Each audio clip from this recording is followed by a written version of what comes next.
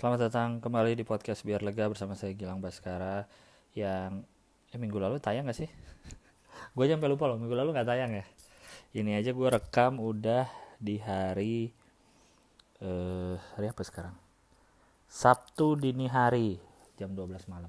BTW ini gue lagi di suatu hotel di Singaraja, Bali, di Lovina lah, hotelnya di Lovina. Sudah jam 12 malam, berarti di WIB masih jam 11 hari Jumat, berarti jam 11 malam hari Jumat.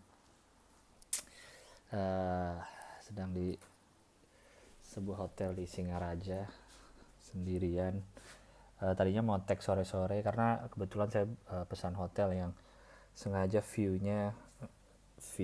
balkon ke laut. Tadi sore-sore chill, ingin bikin podcast sambil lihat ke arah laut gitu, tapi momennya terlalu zen gitu, terlalu tenang untuk bikin podcast, untuk ngapain gitu. Jadi ya udahlah, nggak jadi bikin tadi sore, ini baru sekarang malam-malam. uh, Terima kasih banyak yang sudah suka nanyain kapan tayang, tapi ya beginilah namanya juga podcast Biar Lega. Gue pengen punya sesuatu yang rutin, tapi kalau terlalu rutin jadi gue kadang-kadang malas sendiri. Gitulah ketidak konsistenan ini. Betul, ini hotelnya nih dari bangunannya sih hotel lama ya. uh, Sepi banget. Ini kan hari Kamis, Jumat ke Sabtu ya. Sepi banget, beneran deh. Kayaknya yang gue denger ya, ini cuma ada 2 kamar yang keisi gue, sama ada 2 kamar di sebelah gue ini, apa namanya, orang bule gitu, kedengeran suara ngobrol ya. Tadi sore dia masuk. Nggak ada lagi, kalau hotelnya gede langsung ocean view. Cuma ya mungkin masih pandemi kali ya, atau gua nggak tahu juga sih Lovina tuh memang sudah sepi atau karena pandemi. Semoga karena pandemi dan semoga makin ramai lagi sih. Gede banget bro hotelnya bro. Gua kan nyewa mobil dari Denpasar. Cuma satu di parkiran mobil gua doang sih, yang tamu satu lagi boleh naik motor gitu, jadi nggak ada lagi orang di sini. Makanya semoga uh, emang karena pandemi semoga ntar makin ramai lagi. Apa yang gue mau cerita ya? Gue cerita dikit kali di sini ya, nih Singaraja.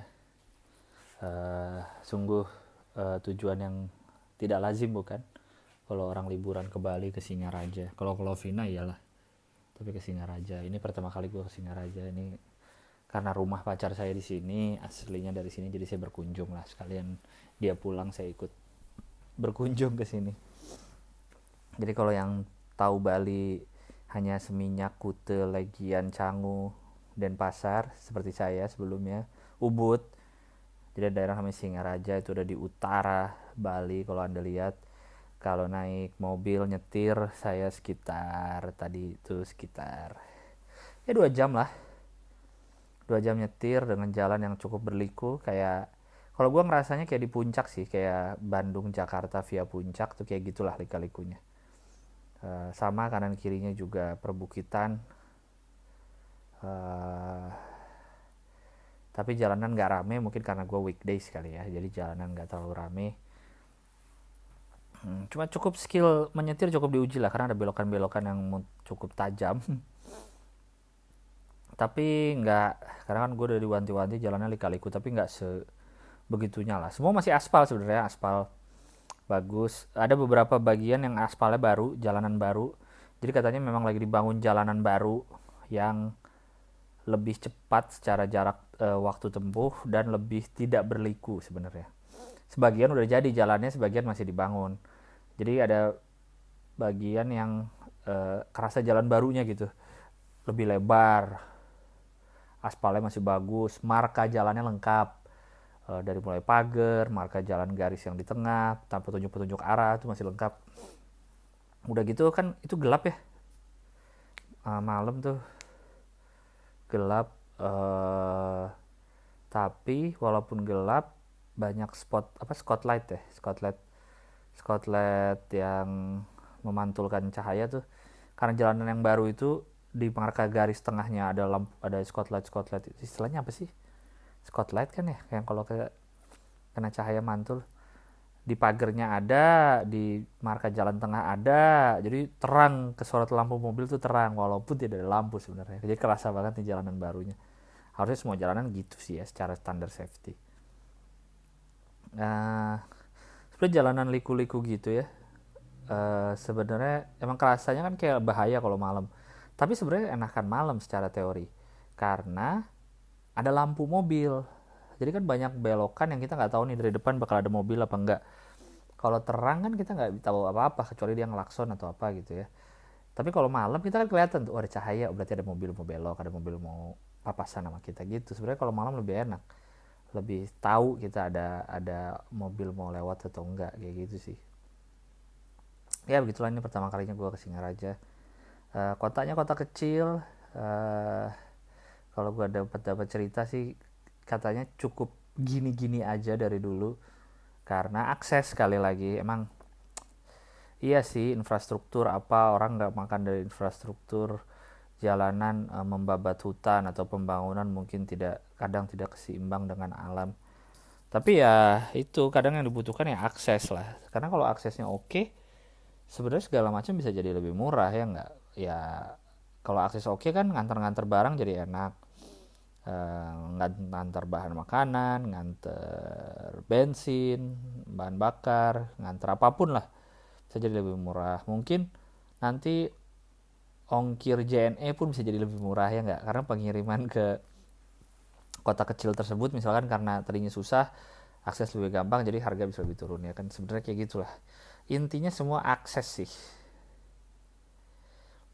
ya nggak usah kayak gitulah, kayak pemilihan beli tempat tinggal aja. Misalnya kalau lu kerja di Jakarta, terus lu emang udah nggak mungkin ya kita kita ini beli rumah di Jakarta, sangat susah lah. Mungkin tapi susah tapi pasti bisa. Tapi ya nggak mungkin bisa beli rumah-rumah di Menteng tentu dong. Itu harus kaya dari zaman Orba. Nah, tidak mungkin karyawan empty bank gitu terus bisa beli rumah di Kemang, kayaknya enggak ya. uh, Ya kayaknya enggak ya, kecuali bapaknya super kaya kayak gitu. Kan banyak pilihan di pinggiran Jakarta. Pilihan-pilihannya pun pasti kan yang rame ya kayak Bintaro, BSD itu ya, Depok. Pasti yang utama adalah akses. Sebenarnya ya kalau akses bagus kemanapun gitu ya, pasti orang nggak akan takut punya rumah jauh-jauh. Ya nggak, yang jadi masalah kan sekarang akses. Misalnya apa? Misalnya kayak Depok atau Bogor. Iya KRL ada, cuma kan penuhnya bukan main gitu. Kalau jam-jam sibuk ya. Seandainya akses enak, nyaman, terus pasti jamnya, pasti orang nggak akan takut beli rumah jauh-jauh. Apalagi sekarang kan ya tahu sendirilah kalau di Jabodetabek kan semua car orientation. Jadi ya udah semua kan ke mobil, orientasi mobil, beli. Lu lihat perumahan gede-gede yang di BSD dah, yang baru-baru yang udah bikinan Sinarmas tuh. Wah, itu kalau nggak punya mobil gimana keluar komplek aja, dari dalam rumah keluar komplek udah jauh. Cuma harus punya kendaraan gitu, emang ditujukan untuk yang punya kendaraan. Itulah jadi susahnya akses. BTW pas nyampe Singaraja kan gue keliling-keliling dulu ya, lihat kotanya lewat lewat taman kota, kayak semacam alun-alun lah ya, taman apa gitu namanya saya lupa. Terus ada satu jalan macet nih. Gue kira ada mobil di sisi kiri kan mau parkir atau mau kemana kan, ya udah gue salip aja lah. Gue salip, berderet tuh panjang, ternyata antri masuk McD. Antri drive thru, lebih tepatnya antri drive thru McD Singaraja. Karena kalau menurut pacar gue, McD sangat baru ada di Singaraja. Dulu zaman dia SMA, kalau ke Denpasar tuh, ke kota lah ya, ke kota tuh ya tujuannya makan KFC, makan McD gitulah. Sekarang ada McD. McD-nya pun bagus, ada aksara-aksara Balinya, pokoknya kearifan lokal bentuknya. KFC udah ada juga, tapi gue nggak lewatin. Tapi KFC ada. Tapi KFC udah ada, McD ada, Ricis ada, cuma katanya udah sepi. McD padahal udah setahunan, cuma masih cukup rame. Mie gacoan ada gede banget. Gue baru lihat mie gacoan loh. Kan sempat ramai tuh di sosmed ya, mie gacoan yang rusuh di mana di Jogja atau apa gitu kan, rusuh ojolnya. Terus pas gue baca-baca ternyata mie gacoan itu emang di kota-kota manapun tuh rame terus outletnya. Tapi yang jadi masalah adalah gue sama sekali belum pernah melihat mie gacoan dimanapun. Kenapa bisa katanya viral-viral, tapi gue nggak pernah melihat secara nyata gitu. Akhirnya baru lihat lah kemarin, tadi mie gacoan di Singaraja, gede banget memang tempatnya. Cuma tapi pas gue lewat sepi sih. Dan memang katanya awal doang rame, pas baru-baru buka udah sepi. Itu dia ternyata yang namanya mie gacoan, ya Allah. Makannya apa sih mie gacoan tuh, minyak kayak apa sih, kenapa bisa rame banget? Itu yang saya tidak tahu. Entahlah. Seperti itu. Jadi Singaraja, gue juga baru sekali kesini. Terjauh gue ya ke Ubud kalau di Bali. Jauh karena dari Denpasar ya, hitungan jauh tuh dari Denpasar. Katanya mau ada bandara dibuka di daerah utara ini. Kalau ada mah ke Singaraja jadi deket banget. Cuma ya belum tahu ada. Belum tahu jadi apa enggak. Masih kontroversi masih. Katanya pindah-pindah lah lokasinya. Biasalah, pasti kan ada urusan politik.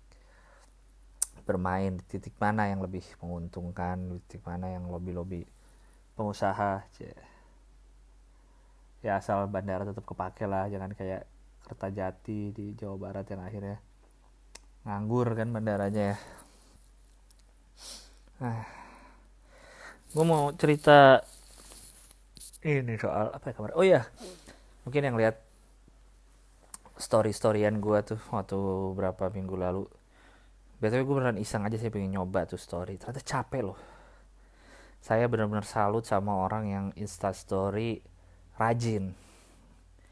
Capek bro, udah mah instastory-nya harus sering. Dan lu harus refleks. Gue tuh gak bercanda waktu itu gue bilang refleks story kurang. Karena memang susah refleks apa-apa di story. Temen datang harus di story, datang ke tempat baru di story itu susah. Refleks yang kedua adalah memang engagement jadi lebih tinggi. Entah kenapa. Story sering, mungkin jadi masuk ke profile follower jadi lebih sering. Akhirnya jadi lebih engagement, jadi naik. Kayak yang reply story gue jadi rame banget. Tapi kalau scene-nya gue nggak tahu. Gue tuh nggak pernah merhatiin, soalnya gue tuh paling nggak pernah merhatiin dilihat berapa kali story gue, siapa aja yang lihat, gue paling nggak pernah merhatiin. Kecuali memang ada kerja sama brand dan mengharuskan gue ngasih lihat analitiknya, insights-nya gitu, baru gue cek. Kalau nggak mah gue nggak pernah ngecek. Jadi gue nggak tahu kalau secara view tuh naik apa turun saat gue kemarin tuh yang lagi sering-seringnya story. Gue nggak tahu tuh naik apa turun. Yang pasti tapi yang reply lebih rame kayak gitu. Ya kalau anda lihat kan kemarin saya habis acara sama PUPR Water Adventure. Gue pun bingung kenapa gue bisa dapat kerjaan itu, yang tapi gue tetap enjoy karena gue ngambil karena ya trekking. Gue tuh orangnya suka alam-alam, tapi gue menyadari diri kalau gue pasti akan ngerepotin. Maksudnya kalau kayak naik gunung apa tuh pengen banget gue seumur hidup belum pernah naik gunung beneran ya. Naik ya gunung, gue menganggap kayak Bromo, kayak Kawah Ijen tuh bukan gunung lah ya, gunung-gunungan. Atau Dieng tuh yang puncak Sikunir kan bukan naik gunung hitungannya. Ya baru yang kayak gitu-gitu aja yang gue pernah. Betul, ini gue ngerekamnya pakai earphone handphone ya, siapa tahu ada yang merasa beda suaranya karena gue nggak bawa alat zoom. Ya terus gue dapet tuh katanya tracking gini kayak Amazing Race. Oh ayo deh, gue ikut. Kalau anda lihat di fotonya, jadi kan ada tim leader lah, saya jadi salah satu tim leader. Ntar ada pesertanya yang ikutan gitu, follower atau siapapun lah bisa submit. Tim leader yang pertama Rikas, Bang Rikas, dia 3,5 tahun host My Trip My Adventure. Itu udah berarti dia udah sangat adventure banget orangnya. Yang kedua Claresta ini atlet karate, sempat jadi atlet karate. Terus juga host Jejak Petualang, cukup lama jadi host Jejak Petualang. Lihat, sangat adventure. Satu lagi Gilang Baskara, pesepeda konten, pemilik podcast, anak gym baru, menjadi salah satu leader. Anda lihat fotonya saya pakai blazer. Tapi itu kan amazing race ya. Dan emang dilombain beneran. Dan ada hadiahnya beneran. Hadiah pertama 15 juta. Hadiah kedua 10 juta. Hadiah ketiga 6 juta. Yang tentu akan dibagikan ke si pesertanya. Satu tim dapat 2 orang yang menang. Jadi gue bawa 2 orang. Mereka bawa 2 orang gitu. Jadi ada total 9 orang dari 3 tim. Akhirnya pas lomba kemarin. Gue dapet juara 2 bro. Juara 1 Clares. Juara 3 Bang Rikas. Bayangin bro. Siapa lagi Gilang Baskara ini di dunia adventure, tapi saya juara 2. Emang rezeki gue juara 2 kali ya, Suci juara 2. Dan trackingnya pas sudah selesai kan. Jadi yang bikin ini PUPR bagian air minum, Cipta Karya bagian pengadaan air minum gitu. Jadi nama desa tempatnya di Ciasihan di Kabupaten Bogor. Jadi ceritanya kita jalan tuh dari mata air ke reservoir air yang udah dibikin, terus habis itu bagaimana air itu dialirin ke rumah warga-warga kayak gitu. Nah, trekkingnya itu mulai dari pemukiman terus ke dalam naik-naik gitu, udah ada jalan setapaknya. Lama-lama ada yang vegetasi lumayan rapat, hutan agak rapat lumayan, hutan agak renggang ada. Sebenarnya ada beberapa yang ada jalan setapaknya jelas gitu. Ada yang jalan setapaknya ke alang-alang pohon lah, standar lah. Gue sebelumnya pernah juga trekking ke Curug yang di Sentul gitu. Gue mikir kan, gue sempet tanya tuh waktu meeting, trekkingnya nih seberapa sih? Ya sedang lah katanya, kata panitianya. Perlu sepatu banget nggak atau sendal gunung cukup gitu? Karena sejujurnya gue sepatu yang beneran sepatu gunung gitu, sepatu trekking gak punya gue. Sepatu nge-gym ada, sepatu olahraga, sepatu boots, tapi kan boots kota gitu, kayak Timberland, Red Wing gitu kan, bukan boots adventure. Karena kalau misalnya butuh sepatu gue beli dulu nih gitu kan, katanya nggak apa-apa kok, sendal gunung gue punya, sendal gunung Eiger gitu aman, ya udah gue pakai sendal gunung. Tapi menurut gue itu trekkingnya lumayan banget sih, apalagi yang area-area rapet, apa namanya, yang hutan agak rapet, terus bentar gue ngecas ini.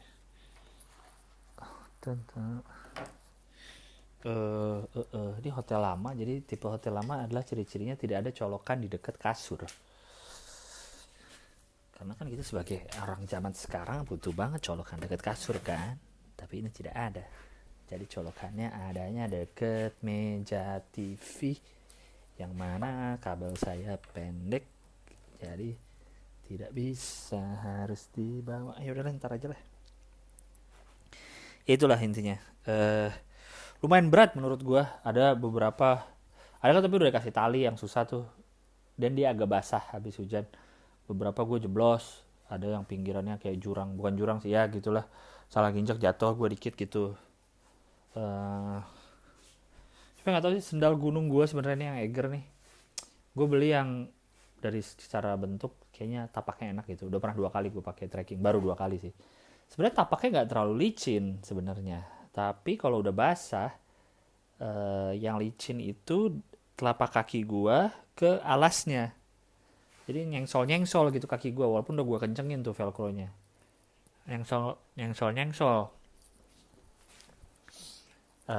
Tapi tapaknya sih sebenarnya oke aja, walaupun suka kalau nginjek apa ya, kan ada jalanan yang tanah mah masih nggak apa-apa, gue mending nginjek tanah daripada jalanan yang terbuat dari batu-batu dikumpulin gitu, karena kayaknya bekas hujan tuh ya, jadi licin. Gitu, gue bingung deh gimana dapat sepatu atau sendal tuh yang gripnya tuh enak gitu, yang benar-benar lewat batu, lewat atau apa tuh nggak licin. Karena gue lihat si pesertanya yang dua tim gue tuh, satu pakai sepatu boot TNI.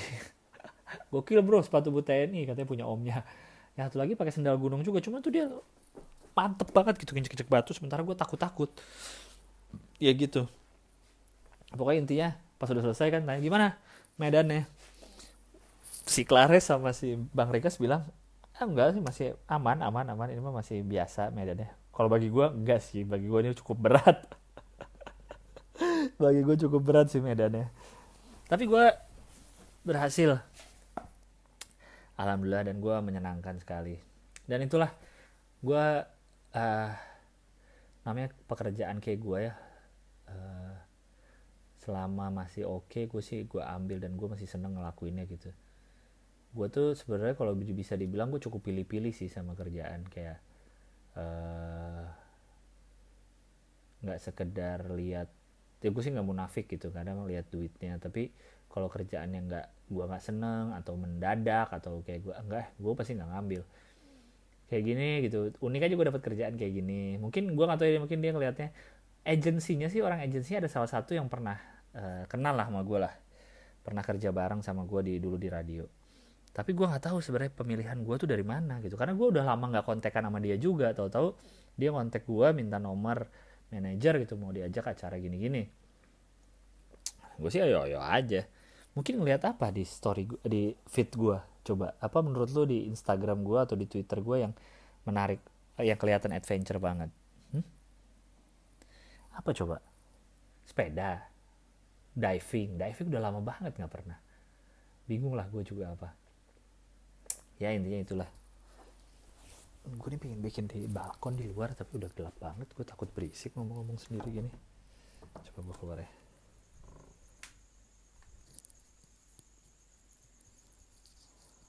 Oh, jangan deh.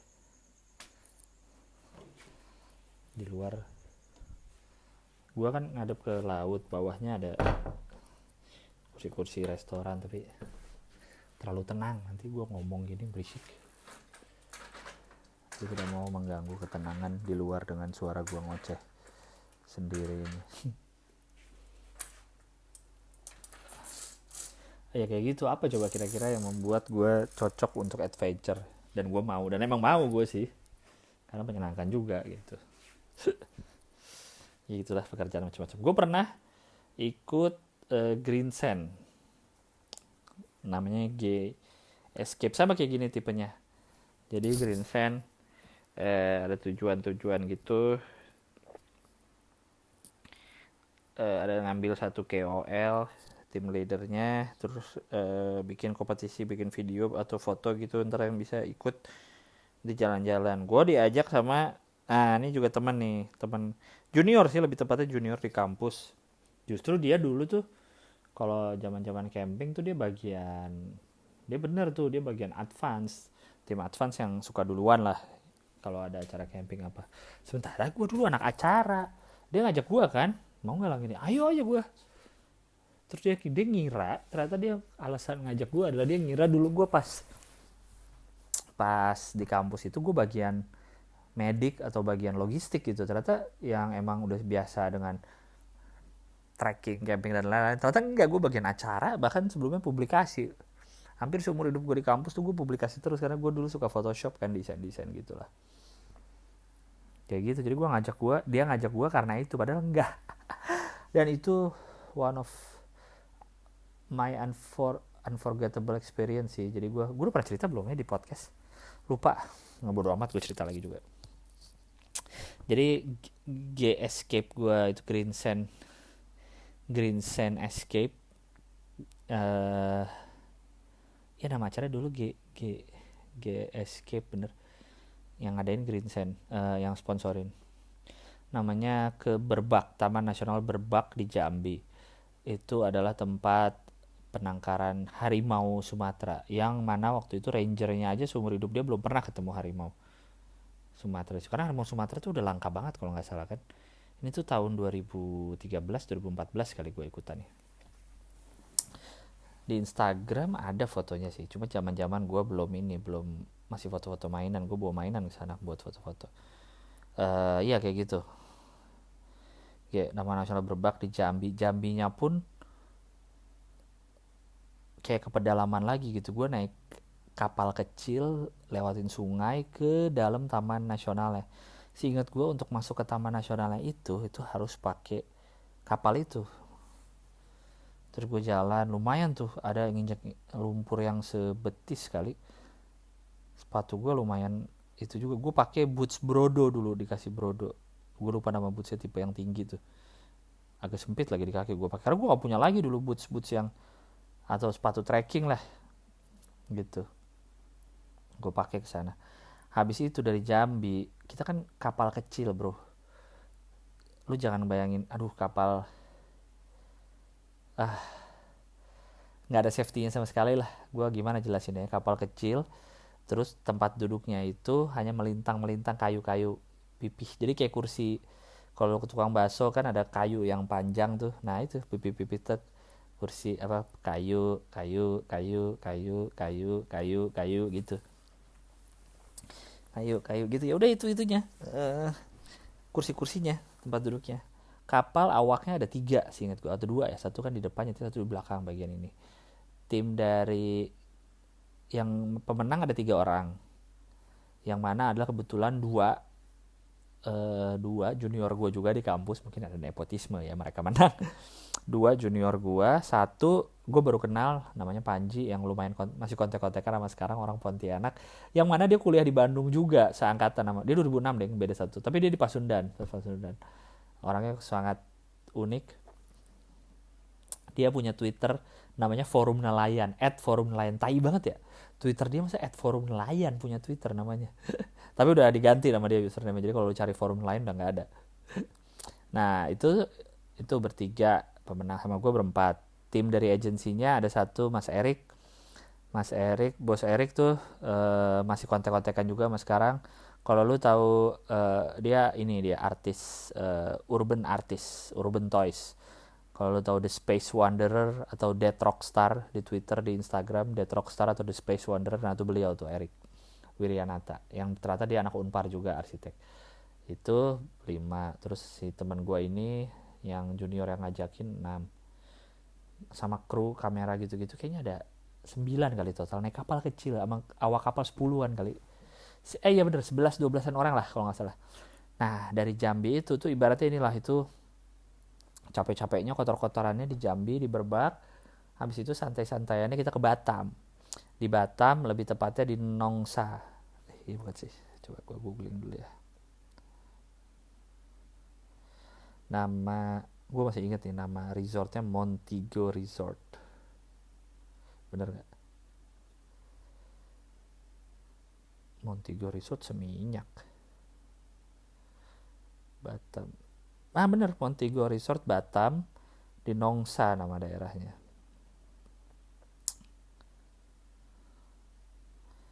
Montego Resort Batam, Nongsa. Lokasi gue mau lihat di maps dulu lah. Dia itu kalau nggak salah ngadep Singapura. Kalau nggak salah ya.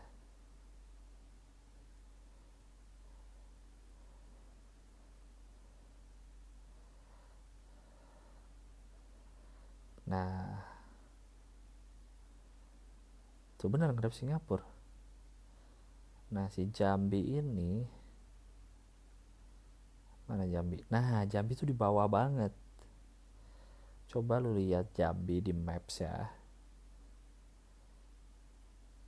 Taman Nasional Berbak.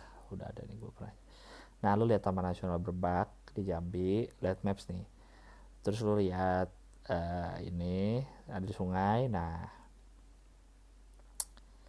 terus lu lihat Montego Resort di mana, ya?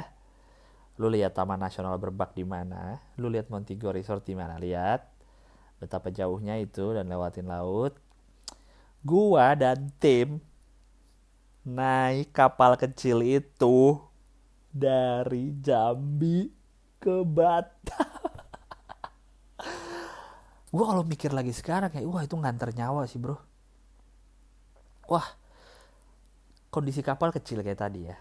Ya kayak tadi, safety lu, pelampung udah nggak usah pikirin, pelampung ada lengkap untuk kita semua, udah nggak lah, kagak, itu nggak ada. Oke, kita dari Berbak ke Batam, gue lupa berapa jam ya, kalau nggak salah 8 atau 12 jam gitu.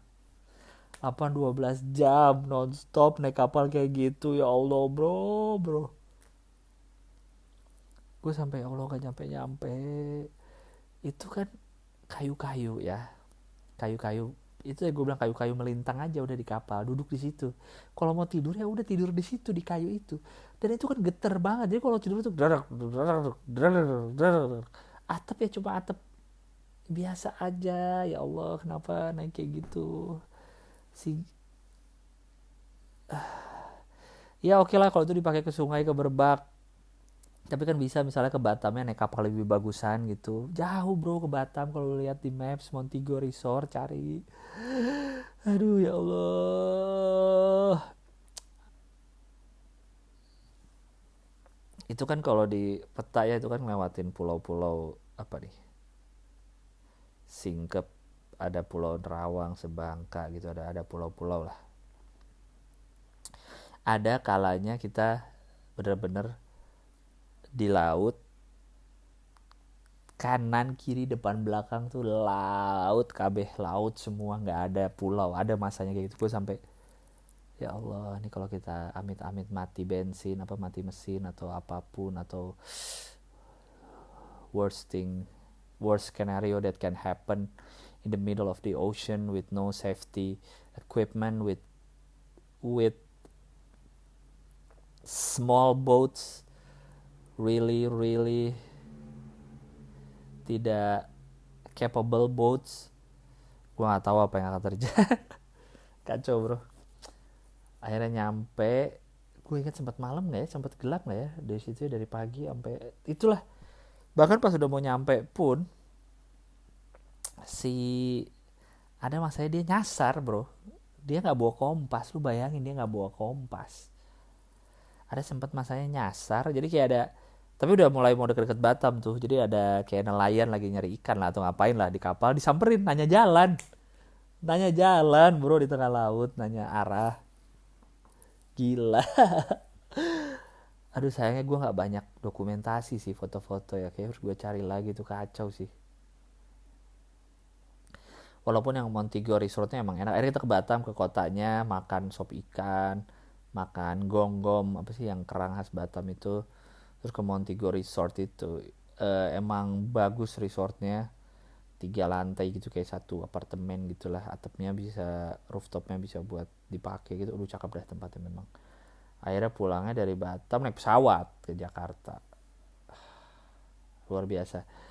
Gue cukup banyak dapat kerjaan yang non stand up yang cukup unik-unik kayak gitu sih. Dan tapi gue tetap ngambilnya karena gue suka juga, bukan karena hanya duit. Kecuali kayak jarang deh gue ngambil kerjaan yang pure karena duitnya aja. Gue kayak yaudah bodo amat yang penting duitnya, kayak enggak deh, pasti gue suka juga kerjaannya. Gitulah kehidupan bro, namanya juga bekerja, apa juga harus dihadapin. Gitulah cerita saya. Udah mau baca email ya habis ini ya. Udah lama juga nggak baca-baca email. Oke. BTW gue uh, mau cerita di hotel ini nih. Uh, gue kan dari Jumat dari Jumat ke Sabtu ya nginep di sini.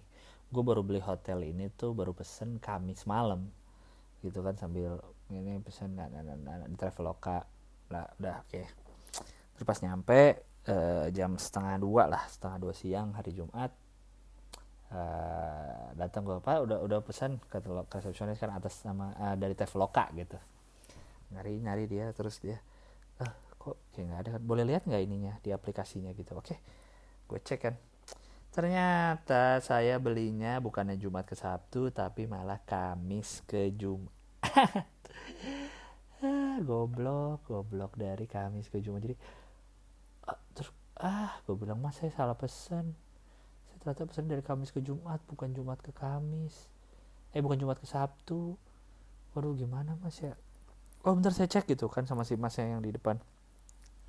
Dicek gitu, dicari, terus lama dia manggil, ternyata masih bisa kita tempat kamar. Jadi Masnya baik banget memperbolehkan saya tetap nginap Jumat ke Sabtu walaupun saya salah pesan.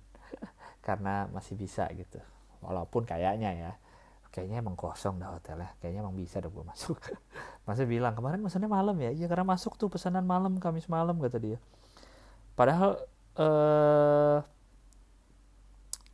apa namanya, padahal gue pesennya emang tengah malam banget, Kamis tengah malam kalau nggak salah gitu. Jadi kaget juga mungkin dia ini Kamis tengah malam baru pesen tapi pengen Kamis ke Jumat gitulah. Tapi akhirnya saya masih bisa menginap di hotel ini dan akhirnya ada podcast ini bisa direkam. Oke, saya akan baca email ke podcastbiarlega@gmail.com. Silahkan bisa email ke situ. Ini email dari 3 November. Mari saya baca. Subjeknya dosen goblok. Halo bang, jangan sebut nama email, mau curhat biar lega. Mungkin agak panjang ya bang. Gue mau cerita dosen gue yang anjing plus goblok banget. Ngeselin pokoknya dah. Bukan masalah perkuliahan, tapi masalah penelitian skripsi. Pertama-tama waktu itu gue mau skripsi, ditawarin ikut penelitian payung dosen itu. Maksudnya dia neliti payung. Kebetulan dia lagi mau disertasi S3, jadi pengambilan data penelitian dia digabung sama penelitian skripsi gue. Biasa. Maksudnya biar anak mahasiswanya sekalian bantuin disertasi dia, kan udah biasa. Kayak gitu dosen tuh. Intinya gue yang ke lapangan ngurusin segala-galanya. Katanya enak lah, gampang lah, murah lah. Pas kenyataannya bullshit semua. Ternyata gue cuma dimanfaatin doang biar dia bisa nyantai-nyantai. Nah, benar emang begitu. Bayangin aja bang, gue yang bikin instrumen ini itunya, terjun ke lapangan juga, capek bolak-balik, lama juga itu 7 bulanan ngolah data sama gue. Segalanya lah, gue habis duit hampir 2 juta, belum servis laptop 1 juta karena rusak dipakai ngerjain tugas-tugas dia. Terus cuma diganti 800 ribu doang. Itu juga duit lembaga, anjing lah. Belum lagi begadang terus gue ngerjain tugas-tugas dia. Asisten bukan, digaji kagak, akibatnya ya skripsi gue jadi lama, tambah ribet lagi. Duit abis, si kampret banyak maunya lagi. Bikin ini itu, edit ini itu, disertasinya aja gue yang bikin. Emang goblok. Alibinya kan kalian yang ke lapangan, bla bla bla bla bla. Anjing lah, muak gue dengernya. Ngedit receh juga sama gue. Padahal ngedit doang mah, nggak perlu tahu keadaan lapangan kayak gimana, tinggal maunya aja. Tapi ya begitulah. Sorry bang, jadi ngedumel, emosi gue. Menurut Bang Gilbas gimana? Apa menurut gue? Ya udah jelas lu udah marah-marah, udah goblok-goblokin dosen lu, emang goblok. Lu nya juga mau. Itulah kadang ya dosen tahu kita butuh. Jadi ya ada beberapa yang manfaatin kayak gini.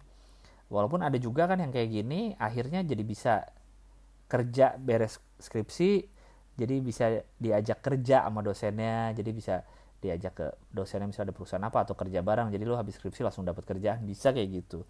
Tapi bisa juga jadinya kayak gini, lu jadi merasa lebih banyak dimanfaatin ya dibanding lu ngambil manfaat dari dosen itu. Cuma ya begitulah kehidupan kampus di negara ini bro.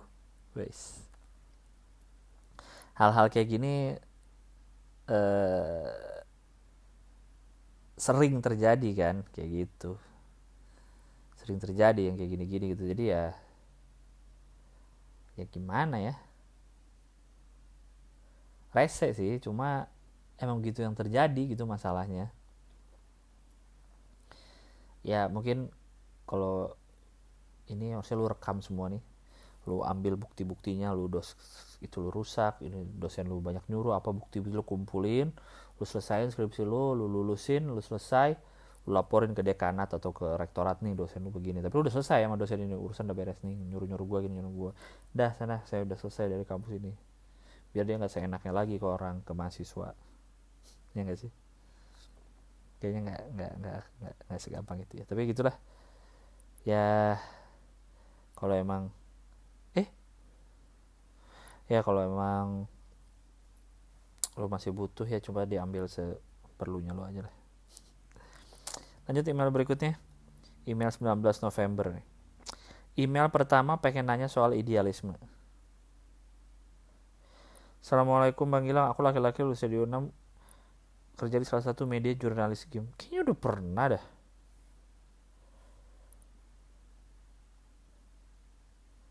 Idealis. Lu bahkan yang kemarin tuh 2 kali ngemail, sekarang lu ngemail lagi. Soal game mobile game. Gila lu ngapain ngemail gue 3 kali dah, gila lu. Mendengarkan episode Negara Maju. Oke, gue udah lupa bahasannya yang mana. Seperti biasa. Oke. Nama subjeknya itu mendengarkan episode Negara Maju. Kata Bang Gilbas, sebutin bangunan yang dibangun di kotanya dan tidak maksimal dipakai. Kalau menurut saya di Bandung terlalu banyak fasilitas yang dibuat dan diterpakain. dilupain kali ya, maksudnya nggak dipakai. Seperti pembuatan yang terlalu banyak dan jatuhnya terkadang tidak ada yang ngurus, atau pembenaran jalan yang masih bagus padahal masih banyak jalan yang harusnya dibenerin. Sama di Bandung, kalau nongkrong di pinggir jalan tiap malam minggu dibubarin, kecuali yang di bar dan klub-klub malam tidak dibubarin. Mirisnya di Jalan Sulanjana, Taman Sari masih klub dan bar yang tidak dibubarin, tapi pedagang kaki lima sekitar dibubarin. Kesel soalnya aing sering dibubarin anjir. Mana pedagang kaki lima atau yang suka nongkrong pinggir jalan? Tapi memang benar kan, udah saya bilang, sering sekali saya bilang di podcast ini, jangan miskin bro di negara ini. Tempat-tempat bar untuk nongkrong aja lu gak boleh miskin. Lu mau check in, gak ganggu siapa-siapa, hanya ingin check in aja di hotel murah 100 ribuan 200 ribuan digerebek. Di hotel mahal gak pernah digerebek bro. Makanya saya bilang kalau mau check in di 400an ke atas lah range harga. Kalau mau ini ya susah sih kalau bar sih. Kalau bar soalnya bar mahal pun di Jakarta pun ya masih ada kemungkinan digerebeknya bro. Katanya itu permainan antar bar yang saling tidak suka jadi bisa saling gerebek, ya nggak tahu lah. Tapi begitu katanya. Oke, jadi sulit sih. Ya anjing. Udah upload. Tadi gue baru upload yang part pertama. Sulit, cuma ya itu ya realita yang terjadi di negara ini gitu.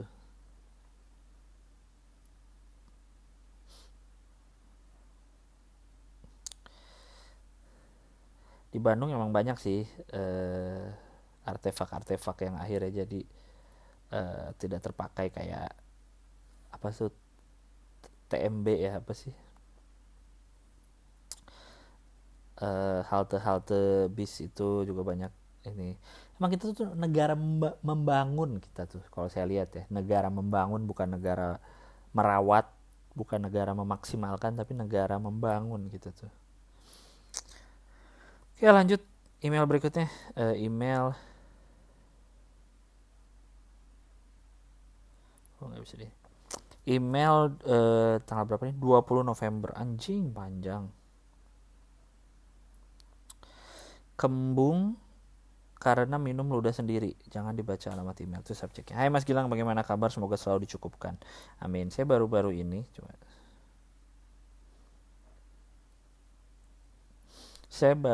mendapat pelajaran hidup berharga yang mengubah cara saya memandang orang lain dalam hidup ini. Begini ceritanya, saya adalah siswa SMA dari kota Pahlawan.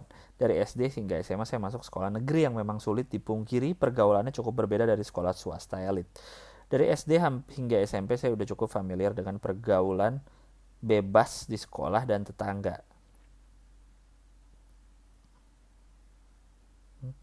Dari SD hingga SMP saya udah cukup familiar dengan pergaulan bebas di sekolah dan di tetangga.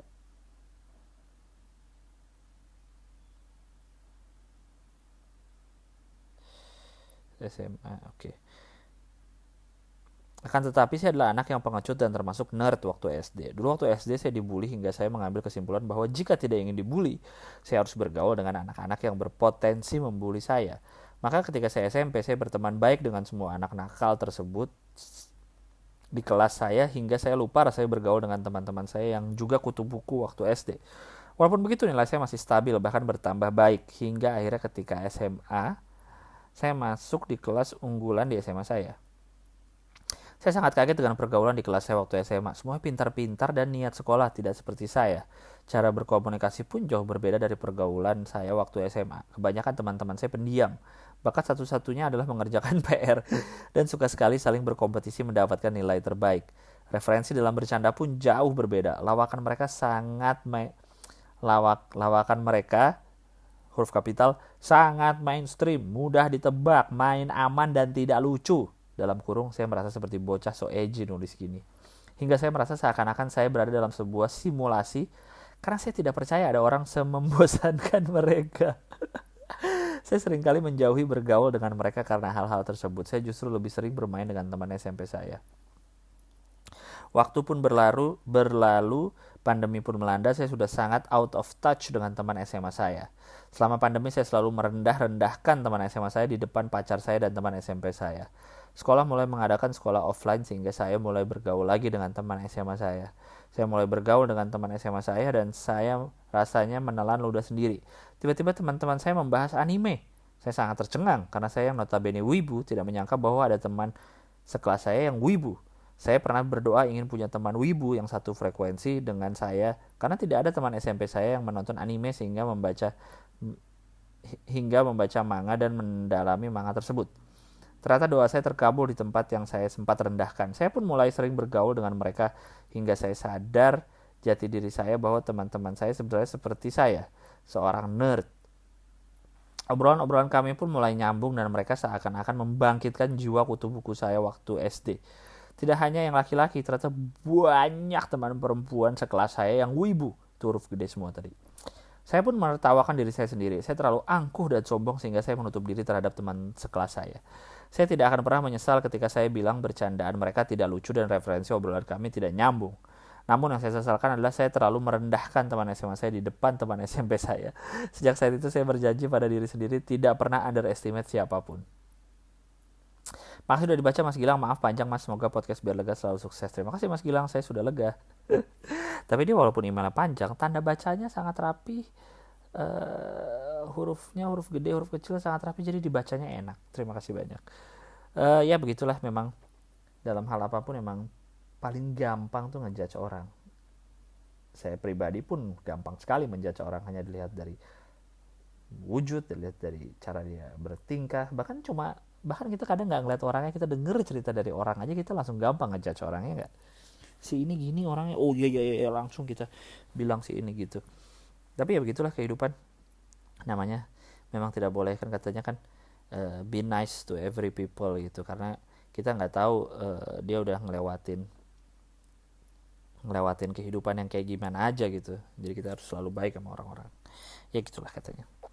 Terima kasih banyak emailnya. Oke, lanjut email berikutnya 22 November. Kenapa yang tadi ngelebar ini jadi nyempit ke samping ya? Mungkin dia ngetiknya pakai Oke, email 22 November. Selamat malam, manggil saya nulis ini malam-malam karena saya kalut banget sama kerjaan saya. Saya nggak mau cerita ke siapa, karena memang nggak punya teman dekat, jadi saya cerita ke sini aja ya biar saya lega. Pertama-tama kenalin, saya cewek umur 19 tahun. Iya, saya nggak kuliah karena emang ortu saya belum mampu bayarin. Jadi pengen kerja dulu, nanti kalau udah ada dananya rencana mau kuliah di UT aja biar lebih leluasa kalau mau nyambi kerja. Gini, kebetulan saya kerja di perusahaan yang baru berkembang, merintis malahan. Di situ kita mulai dari awal, babat alas kalau kata orang Jawa. Berat banget, mana banyak karyawan yang gak berpengalaman di bidangnya. Jadi kedok atasan saya kerja sambil belajar. Padahal mah biar gajinya bisa rendah aja. WK. Ini menurutku gak efisien banget, buang-buang waktu dan tenaga. Seharusnya bangunan itu fondasinya harus kuat, biar di masa mendatang gak goyang. Oh ya, saya ini masuk ke dalam orang yang nggak berpengalaman itu. Saya lulusan SMA jurusan IPS, kerja di divisi operasional, dalam kurung bagian produksi dan legalitas. Buset.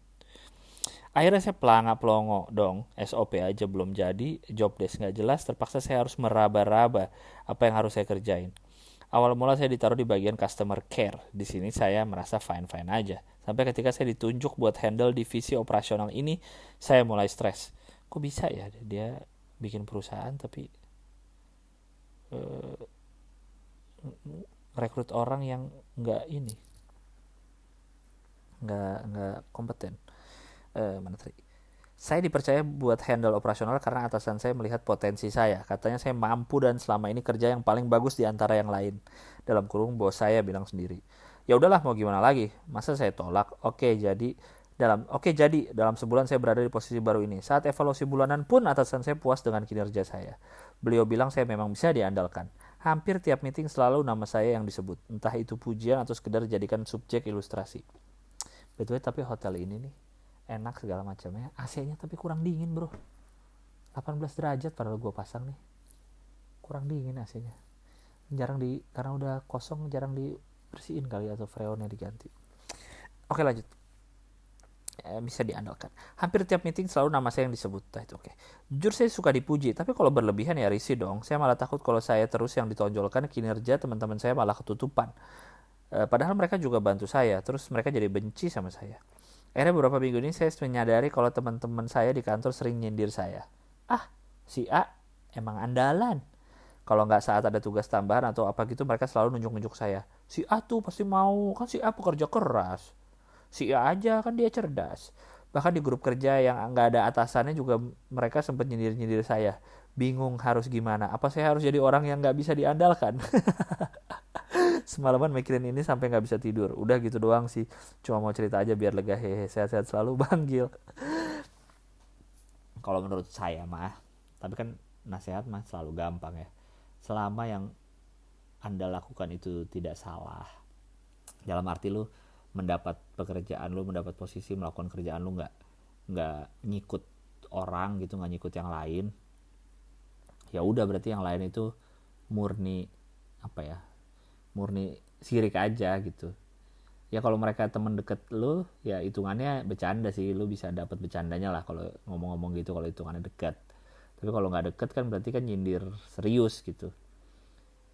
Ya kalau gua mah itu selama itu lu lakukan kerjaan lu karena lu emang pinter, emang jago, ya udah aja gitu, biarkan aja, diiyain aja si teman-teman lu itu. Kan kalau diiyain malah makin sebel pasti kan, tapi ya udah, iya deh kamu kan andalan, iya emang bener aku andalan gitu. Gitu loh maksudnya, selama yang lu kerjakan itu emang karena lu kompeten, ya udah. Kecuali emang lu disindir karena lu salah gitu sih, kalau gue sih kayaknya bodoh amat. Cuma sekali lagi ini hanya saran yang sangat gampang diucapkan, tapi saya tidak ada di posisi Anda seperti itu ya. Semoga lancar terus di kerjaannya, walaupun kerjaannya agak aneh karena tadi kan baru ngerintis, terus dia biar bisa bayar orang murah. Lanjut. Email berikutnya nih tanggal 24 November. Ini fontnya beda-beda gitu ya. Pengungkapan perasaan. Dear Bang Gilbas, perkenalkan gua B. Pengen cerita aja, semoga yang dituju mendengar juga dan biar lega hati ini tentunya. Jadi gue sedang mengagumi seorang teman di kantor dan kondisinya gue udah ada status dengan cewek lain. Dan cewek yang gue kagumi ini udah ada status juga dengan cowok lain. Menurut lo nih Bang, salah nggak kalau kita sekedar ngagumi ke orang lain? Iya, kagum mah nggak salah. Tapi hatimu sendiri yang bisa menjawab. Anda kagum atau Anda naksir? Dan gue berencana mengungkapin perasaan kagum gue ini ke dia di hari terakhir dia kerja, yaitu 2 hari setelah email ini gue kirim Bang. Wah, udah keluar dong dia sekarang. Kenapa gue mau mengungkapinnya? Karena mendem itu nggak enak untuk beberapa orang, bener memang. Dan ditambah kemungkinan gue ketemu sama dia lagi itu 0%. Walaupun email ini dibacakan gue dengan dia udah nggak bertemu tatap muka lagi, atau email ini nggak akan pernah dibacain, gue mau ungkapin ini ke cewek itu. Oke, ini terakhir kali ya, email terakhir. Ini adalah ungkapan seorang B dari kota mana nggak dibilang. Siapa tahu cewek ini inisial SS mendengarkan. Seperti ini. Untuk kamu, sebut aja SS inisialnya. Susah sinyal mungkin, susah sinyal series tayang di Disney Hotstar, episode baru tiap hari Jumat. Aku ingin sekedar mengucapkan terima kasih. Terima kasih udah jadi bagian dalam cerita hidupku. Terima kasih udah mau menjadi temanku. Terima kasih udah mau mendengar semua keluhanku. Terima kasih sudah menjadi air saat ku menjadi api. BTW ini tulisan ungkapan ini semua di huruf italik. Aku sangat mengagumimu. Ingin rasanya lebih lama mengenal sosok dirimu. Aku ingin lebih lama berbincang akan semua hal dengan dirimu. Jika bisa mengulang waktu, aku ingin kembali ke masa lalu dan membuat skenario hidupku agar bisa bertemu denganmu saat aku sendiri. Tetapi, baru aku paham ternyata sadar diri itu perlu dan mungkin aku tidak pantas untuk dirimu. Sehat-sehat kamu di tempat baru ya. Jangan terlalu insecure tentang dirimu. Kamu wanita kuat, kamu wanita mandiri, kamu wanita hebat.